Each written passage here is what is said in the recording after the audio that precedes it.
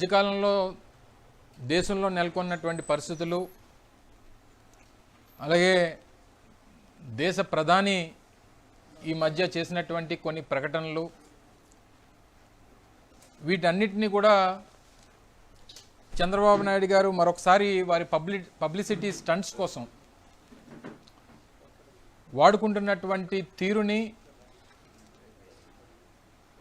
ప్రజలకు చెప్తున్నటువంటి విషయాల్ని, చూపిస్తున్నటువంటి విషయాల్ని, వాటి వాస్తవాల్ని ప్రజల ముందు పెట్టాలన్నటువంటి ఉద్దేశంతో ఈరోజు మీ ముందుకు రావడం జరిగింది. సహజంగా చంద్రబాబు నాయుడు గారు ఎప్పటికప్పుడు ప్రజలకు కానీ వారి పార్టీ నాయకులు కానీ చెప్పేటువంటి మాట ఏంటంటే, ప్రతి సంక్షోభాన్ని నుంచి ఒక అవకాశాన్ని వెతుక్కోవాలనేటువంటిది చంద్రబాబు నాయుడు గారు సహజంగా చెప్పేటువంటి మాట. అది రాజకీయాల్లోనైనా లేకపోతే వ్యాపారాల్లోనైనా సహజంగా వారు చెప్పేటువంటి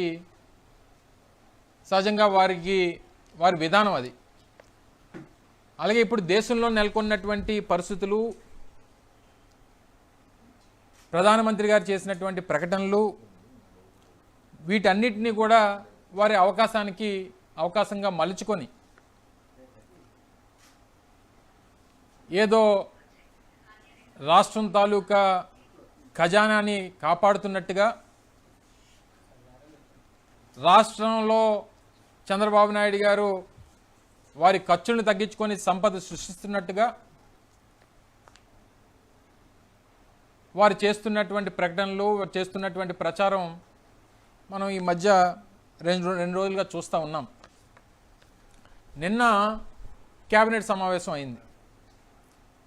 కేబినెట్ సమావేశం అయినప్పుడు కేబినెట్లో సహజంగా ఏం ప్రెస్ అది ఉండదు కాబట్టి కేబినెట్ సమావేశాల్లో మాట్లాడినటువంటి మాటల్ని చంద్రబాబు నాయుడు గారు సహజంగా వారికి ఉన్నటువంటి మీడియా ద్వారా లీకులు ఇవ్వడం, లేదా విషయాల్ని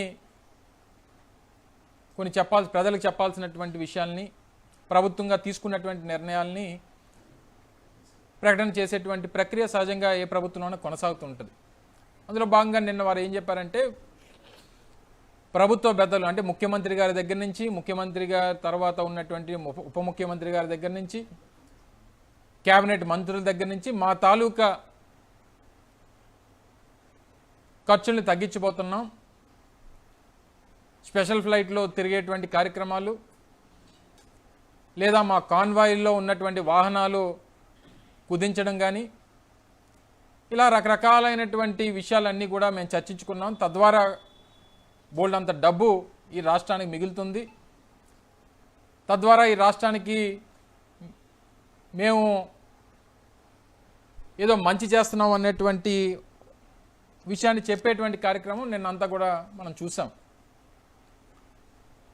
తీరా చాలామంది ప్రజలందరూ కూడా టీవీల్లో వార్తలు చూసిన తర్వాత అబ్బా గొప్ప నిర్ణయం తీసుకున్నారు ముఖ్యమంత్రి గారు, వారిక స్పెషల్ ఫ్లైట్లో వారు కానీ వారి కొడుకు కానీ ఉప ముఖ్యమంత్రి గారు కానీ ఇంకా స్పెషల్ ఫ్లైట్లో తిరగరు,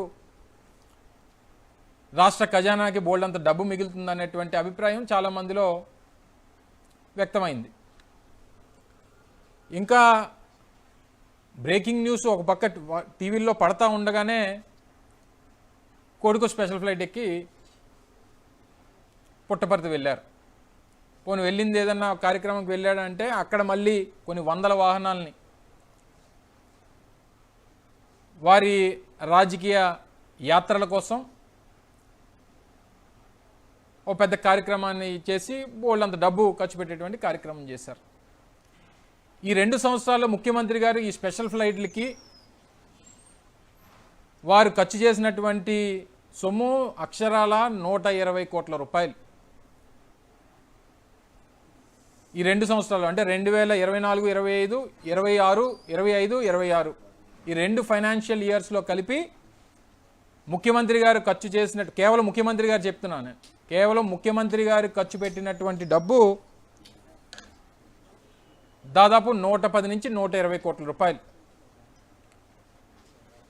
ఆశ్చర్యం ఏంటంటే ఇప్పటికీ ముఖ్యమంత్రి గారి కొడుకు కానీ ఉప ముఖ్యమంత్రి గారు కానీ వాళ్ళు వారం రోజు ప్రత్యేక విమానాల్లో, ప్రత్యేక హెలికాప్టర్లో ప్రయాణం చేసేటువంటి ఖర్చును మాత్రం ప్రభుత్వం ప్రకటించేటువంటి సాహసం చేయట్లేదు.